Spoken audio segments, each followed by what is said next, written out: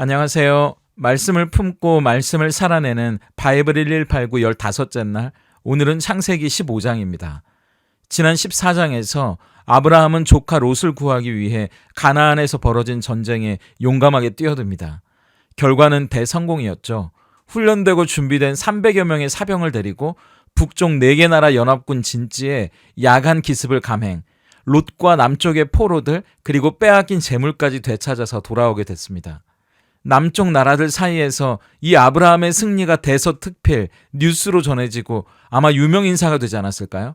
그런데 아브라함은 우쭐대거나 교만해지지 않고 이 모든 것이 천지의 주제시요 지극히 높으신 하나님의 은혜라는 걸 고백합니다.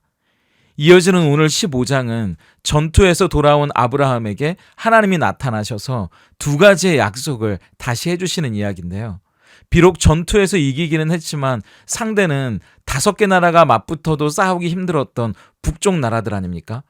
그들이 이를 갈면서 언제든 아브라함에게 복수하기 위해 쳐들어온다고 해도 하나도 이상할 게 없는 상황이다 보니까 아브라함도 불안하고 두렵지 않았을까요? 그때 하나님이 나타나셔서 아브라함을 격려해 주시고 힘을 주셨다는 겁니다. 두 가지의 약속은 뭔가요? 하나님이 아브라함을 통해 큰 민족을 이루시겠다는 약속. 밤하늘에 뜬 수많은 별들을 바라보면서 자손에 대한 약속을 다시 확인시켜 주세요. 또 하나는 가나안 땅을 아브라함과 그 자손에게 주겠다고 말씀하시는 겁니다. 쪼개진 짐승 사이로 하나님의 불이 지나가는 언약을 통해서 그 약속을 반드시 이루어 주시겠다고 증거 삼아 주시는 걸로 내용은 마무리됩니다. 15장은 말씀드린 대로 아브라함이 어떤 상태에 있었는지를 보여주면서 시작하는데요. 1절을 보세요. 이후에 여호와의 말씀이 환상 중에 아브라함에게 임하여 이르시되 아브라함아 두려워하지 말라. 나는 내 방패요 너의 지극히 큰 상급이니라. 이후에라는 말은 14장의 전투 이후라는 말입니다. 하나님이 아브라함에게 두려워하지 말라고 말씀하고 계시는 걸 보면 아브라함이 뭔가 불안해하고 두려워하고 있었다는 걸 알 수 있죠. 전투에서 이기기는 했지만 북쪽 나라들이 이를 갈면서 언제든 다시 아브라함을 쳐들어올지 모르는 상황이었기 때문입니다. 광야 저편에 모래바람만 일어도 깜짝깜짝 놀랐을지 모릅니다. 큰 소리만 나도 불안하고 두려웠을 수 있겠죠. 꼭 우리 인생과 비슷하지 않습니까? 어제까지만 해도 기분이 좋고 뭐든 다 할 수 있었을 것 같았는데 갑자기 오늘은 뭔가 불안해지고 두려워지고 모든 의욕이 사라진 것 같은 그런 때가 찾아오잖아요. 예배를 드릴 때는 세상이 다 내 것 같고 하나님이 가까이 계신 것 같았는데 세상에 살다 보니 크고 작은 일들이 다 거슬리고 불안해지고 두려움이 찾아옵니다. 그럴 때 15장은 반복되는 패턴을 우리에게 보여주는데요. 하나님은 하나님이 어떤 분인지 알려주세요. 그리고 약속을 주십니다. 그리고 아브라함은 그걸 믿는 거예요. 그걸 통해서 불안과 두려움을 이겨내게 되는 겁니다. 그렇다면 첫째, 하나님이 하시는 일이 뭔가요? 하나님이 어떤 분인지 아브라함에게 알려주시는 겁니다. 왜요? 하나님이 어떤 분인지 아는 것이 우리의 힘이기 때문입니다. 1절에는 하나님이 아브라함에게 두려워하지 말라고 하나님이 아브라함의 방패가 되어주신다고 말씀하셨거든요. 방패가 뭔가요? 화살이든 칼이든 모든 공격으로부터 우리를 막아주는 든든한 방어용 무기가 방패입니다. 아무리 북쪽에 용맹하고 강한 군대가 아브라함을 쳐들어온다고 해도 하나님이 지켜주시면 괜찮은 거예요.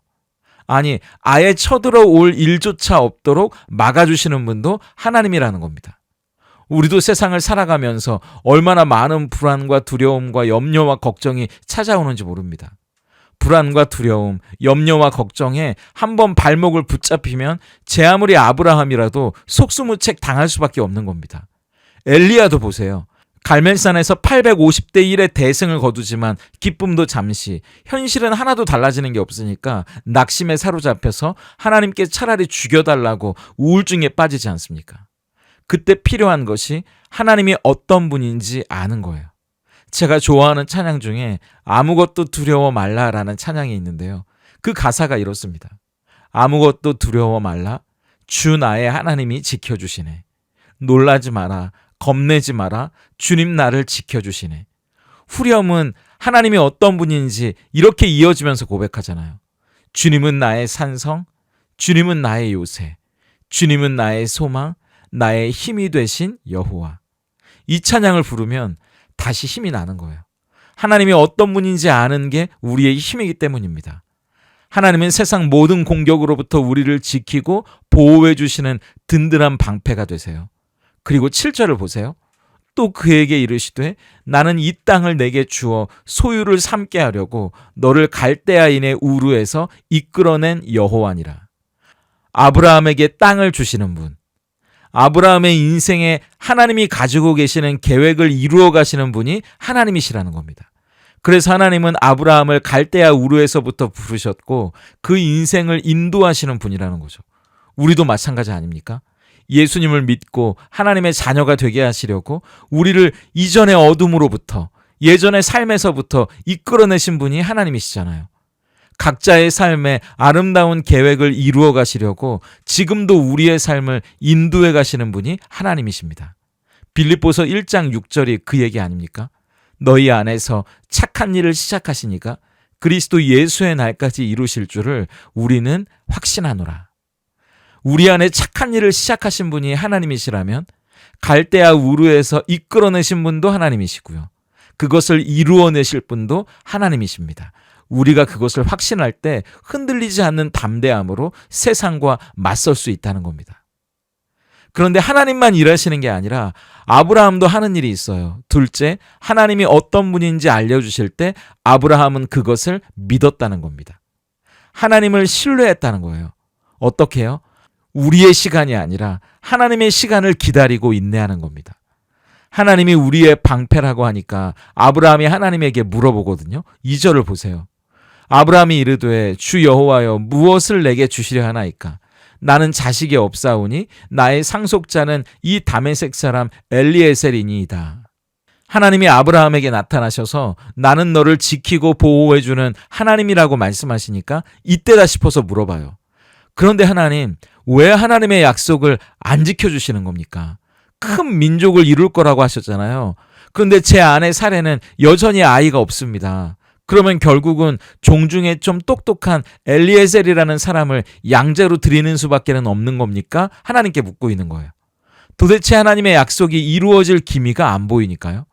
그런데 너무 감사한 게 하나님은 아브라함에게 자꾸 못 믿고 왜 물어보냐고 화를 내지 않고요. 다시 친절하게 설명해 주시고 아브라함이 그것을 믿을 수 있도록 다시 약속해 주신다는 겁니다. 5절을 보세요. 그를 이끌고 밖으로 나가 이르시되 하늘을 우러러 뭇별을 셀 수 있나 보라. 또 그에게 이르시되 내 자손이 이와 같으리라. 그 유명한 밤하늘의 별들을 보여주시면서 저 별들처럼 수많은 자손들을 얻게 될 거라고 다시 약속해 주시는 장면이잖아요. 그때 아브라함이 보인 반응이 뭔가요? 6절입니다. 아브라함이 여호와를 믿으니 여호와께서 이를 그의 의로 여기시고. 여기서 믿었다는 말은 하나님을 절대적으로 신뢰했다는 말이에요. 왜냐하면 잘 보세요. 사실은 예전과 달라진 건 없어요. 언제 주신다고는 여전히 말씀을 안 하시는 겁니다. 그런데 아브라함이 믿었다는 건 기다리겠다는 말이잖아요. 하나님이 반드시 주실 거라는 건 믿습니다. 그렇다면 비록 지금은 아무 일도 일어나지 않는 것 같고 그래서 답답하고 막막해도 하나님을 믿고 기다리겠습니다. 그 말인 거죠. 하나님은 그 믿음을 의롭다고 여겨주셨어요. 하나님을 신뢰하지 않으면 우리가 어떻게 하나님을 기다릴 수 있겠습니까? 우리도 조급해질 때가 있잖아요. 답답하고 막막해서 대체 주실 거면 빨리 주시지 싶을 때가 있죠. 그때 우리에게 필요한 건 기다리고 인내하는 걸지도 모릅니다. 중요한 건 우리의 시간표가 아니라 하나님의 시간표니까요. 하나님의 시간표 안에서 기다리고 인내하는 걸 통해 우리 안의 믿음이 더 아름답게 자라가게 될 거예요. 그게 다가 아닙니다. 8절도 보세요. 그가 이르되 주 여호와여 내가 이 땅을 소유로 받을 것을 무엇으로 알리이까? 아까 봤던 7절에 이 땅을 내게 주려고 너를 갈대아 우르에서 이끌어낸 하나님이 나다. 그렇게 말씀하시니까 하나님 그게 진짜냐고 이번에는 증거를 보여달라고 말하는 거예요. 그때 그 유명한 횃불 언약을 맺으시거든요. 3년 된 암소, 3년 된 암염소, 3년 된 순양과 산비둘기와 집비둘기 새끼를 가져다가 그걸 반으로 잘라서 쪼개놓게 하시는 겁니다. 왜냐하면 고대에는 짐승을 반으로 잘라서 쪼개놓고 그 사이를 함께 지나가면서 약속을 맺는 거거든요.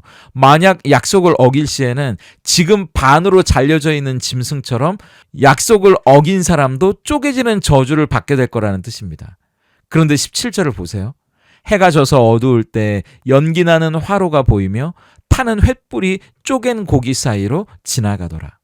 원래는 아브라함과 하나님이 함께 지나가야 쌍방 간의 계약이 성립되는데 하나님만 그 사이를 불로 지나가고 계시는 겁니다. 이 약속을 지키는 건 하나님이라는 거예요. 아브라함에게 땅을 주시겠다는 약속을 지키시는 분은 하나님이시다. 하나님의 일방적인 은혜라는 걸 보여주는 겁니다. 그러면서 어떻게 이 땅을 주실 건지 13절부터 16절까지 하나님의 방법까지 세세하게 설명을 해주시거든요. 정리하면 이렇습니다. 첫째, 아브라함의 자손은 장차 이방 나라 애굽의 노예로 400여 년을 지나게 될 거다. 둘째, 그런데 아브라함의 자손을 그냥 내버려 두는 것이 아니라 애굽을 심판하겠고 내 자손은 큰 재물을 얻어서 나오게 될 거다. 셋째, 그렇게 애굽을 나오게 된 자손들은 400여 년 만에 다시 이 땅으로 돌아오게 될 거다. 그건 이 땅에 살면서 가증스러운 죄악을 일삼고 우상 숭배했던 민족들에게는 벌을 주는 일이 될 거다. 이 세 가지였어요. 어떤 분은 아니 무슨 400여 년이나 종살이를 시키는 거냐고, 하나님 우리에게 무슨 억하심정이 있냐고 하나님을 이해하지 못하겠다고 말하는데요. 많은 학자들은 이게 오히려 하나님의 놀라운 방법이었다고 이야기해요. 이스라엘이 만약 애굽에서 지내지 않았다면 가나안 땅에서 다른 민족과 결혼을 하고 자기 정체성마저 잃어버린 채 바알과 아세라를 섬기는 민족이 됐을지도 모른다는 거예요. 오히려 애굽이 온실처럼 이스라엘 민족을 지키는 든든한 울타리가 되어줬기 때문에 이스라엘 민족이 자기 정체성은 지키면서 430여 년 동안 그 수가 기하급수적으로 늘어날 수 있었다는 겁니다. 나중에 큰 재물까지 얻어서 나올 수 있었으니까 그야말로 신의 한 수였다는 거죠. 그러니까 하나님을 신뢰한다는 건 우리의 방법이 아니라 이해할 수 없지만 하나님의 방법을 신뢰한다는 거예요. 우리 방법, 우리 생각대로 되지 않는다고 하나님이 일하시지 않는 게 아니라는 걸 믿어야 한다는 겁니다. 우리의 생각보다 훨씬 높고 깊은 하나님의 방법대로 되는 게 가장 좋은 거예요. 그러니까 지금 우리 인생에 내 뜻대로 일이 풀리지 않는다고, 내 생각대로 일이 되어가지 않는다고 원망하지 마세요. 불평하지 마세요. 하나님의 방법은 우리의 생각보다 더 좋은 길로 우리를 이끌 거니까요. 하나님의 방법은 언제나 옳고 선하시기 때문입니다. 그것을 믿을 때 하나님은 그걸 우리의 의로 여겨주신다는 겁니다. 그러면서 저는 오늘 창세기 15장을 보면서 요한복음 3장 16절이 자꾸 생각이 나는 겁니다. 하나님이 세상을 이처럼 사랑하사 독생자를 주셨으니 이는 그를 믿는 자마다 멸망하지 않고 영생을 얻게 하려 하심이라. 우리의 인생에 불안과 두려움이 찾아올 때 하나님이 어떤 분이신가? 하나님은 세상을 이처럼 사랑하시는 분, 자기의 아들이라도 아끼지 않고 우리에게 내어주실 만큼 우리를 사랑하는 분이라고 이야기합니다. 그 앞에서 우리는 우리에게 생명과 구원을 주시는 하나님의 방법이 십자가였다는 걸 알게 되는 겁니다. 예수님의 십자가가 믿지 않는 자에겐 미련해 보일지 몰라도 믿는 자에게는 구원을 주시는 하나님의 능력이자 아름다운 지혜 아닙니까? 마치 쪼갠 고기 사이로 하나님만 지나가셨던 것처럼 그 십자가 앞에서 우리가 한 일은 아무것도 없어요. 그걸 믿기만 하면 하나님은 우리를 의롭다 여겨주시고 영원한 생명의 기쁨을 주신다고 약속해 주시는 거예요. 아브라함이 그토록이나 바랬던 그 자손이 바로 오늘 우리를 위해 오신 예수님이었다는 사실에 다시 한번 하나님의 방법은 세상 그 어떤 지혜보다 놀랍고 위대하다는 걸 인정하게 되는 겁니다. 오늘 우리의 인생에 하나님이 어떤 분이신지 그분을 바라볼 수 있으면 좋겠습니다. 그리고 그 좋으신 하나님이 우리의 인생 가운데 행하신 일 앞에서 아브라함과 같은 믿음을 우리가 보일 수 있다면 얼마나 좋을까요? 하나님을 전적으로 신뢰합니다. 하나님의 방법은 언제나 옳습니다. 우리의 시간보다 하나님의 시간표대로 되는 것이 좋사오니 우리는 하나님을 기다리고 인내하겠습니다. 그렇게 하나님을 신뢰할 때 의롭다 여김받았던 것처럼 우리도 그렇게 의롭다 여겨주시는 하루하루를 살아갈 수 있기를 소망합니다. 오늘 바이블 1189 적용입니다. 첫째, 하나님이 어떤 분인지 아는 것이 우리의 힘입니다. 하나님은 우리 인생에 어떤 분이셨는지 과거에 하나님이 행하셨던 일들을 한번 떠올려 보면 어떨까요? 그리고 우리에게 찾아오는 두려움과 불안 가운데 오늘 하나님은 나에게 어떤 분이라고 말씀해 주시는지 묵상해 볼 수 있으면 좋겠습니다. 둘째, 오늘 나를 조급하게 만들고 불안하게 만드는 게 뭔지 한번 생각해 보세요. 나에게 하나님의 때를 기다릴 줄 아는 믿음이 있는지, 그리고 내 방법이 아니라 하나님의 방법이 옳다고 인정할 수 있는 믿음이 있다면 어떻게 그 두려움과 불안을 이겨낼 수 있을지 생각해 보면 좋겠습니다. 함께 기도하겠습니다. 하나님은 나의 산성, 하나님은 나의 요새, 하나님은 나의 소망이시요 나의 힘이 되시며 방패가 되사 지극히 큰 상급을 주시는 하나님이심을 신뢰합니다. 세상에 두려운 일, 불안과 걱정과 염려가 아무리 많아도 하나님이 어떤 분인지 안다면 두려울 것도 불안해할 것도 없다는 것을 신뢰합니다. 이 믿음을 부끄럽게 하지 않으시고 우리의 믿음대로 함께 하시고 가장 선한 길로 이끄시는 분도 하나님이심을 고백합니다. 아브라함을 찾아와 주셨듯 오늘 우리 성도님들의 삶의 자리에도 찾아와 주셔서 하나님께서 각자의 인생에 어떤 분인지 보여주시고 힘과 경력 가운데 일으켜 주시길 소망합니다. 그때 우리가 드릴 수 있는 것이 진실한 믿음이기를 또한 바라오니 우리의 시간표가 아니라 하나님의 시간표 위에서 우리의 방법이 아니라 하나님의 방법으로 이루어내실 일들이 우리의 삶에 가장 좋고 아름다울 것을 믿게 해 주시옵소서. 그리하여 조급해하지 않고 하나님의 시간을 인내하며 기다리게 하시고 원망하고 불평하기보다 하나님의 방법을 신뢰하며 감사로 살아가는 우리에게 하시옵소서. 그때 우리에게도 지극히 큰 상급이 있게 하셔서 오직 하나님만이 주실 수 있는 복을 받고 누리며 기뻐하는 성도님들 되게 해 주시옵소서. 예수님의 이름으로 기도드립니다.